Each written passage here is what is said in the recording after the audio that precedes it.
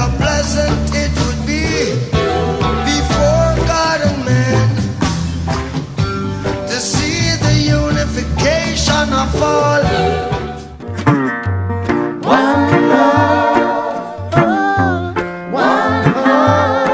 Rastafarians believe there is much more to them than the long dreadlocks, long beards, and the Jamaican engraved arches they have come to be popularly known for.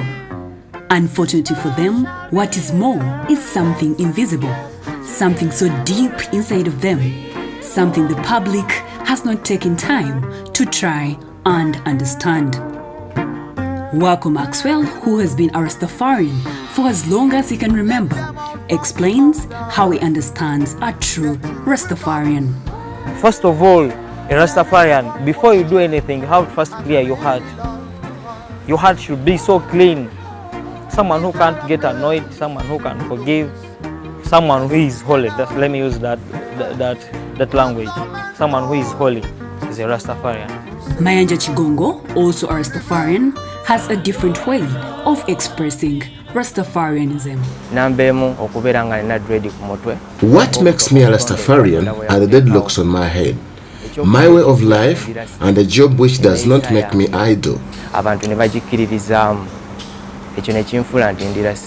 Unlike his colleagues, Maxwell does not have dreadlocks.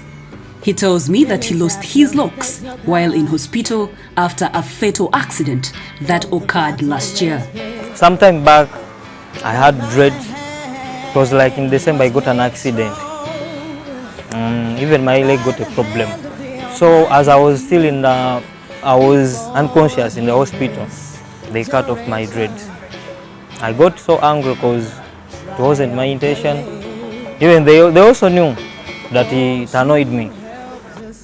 The loss of the celebrated hairstyle, though, has not affected Maxwell's belief of being a Rastafarian.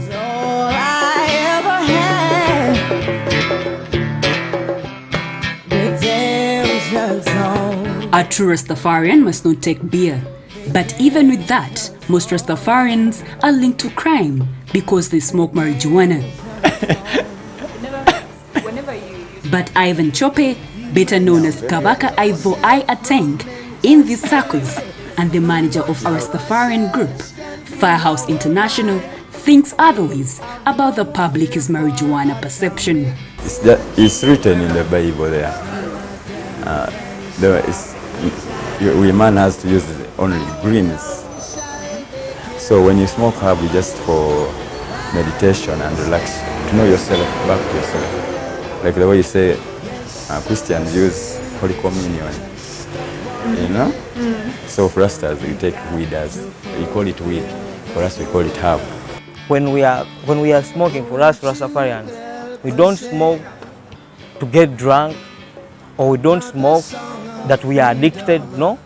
We just smoke to relax our minds, develop our minds. Because of their way of life, many often fail to find the white-collar jobs, pushing them to blue-collar ones for their daily bread. This is where music comes in, also acting as a vessel for their true character. Next,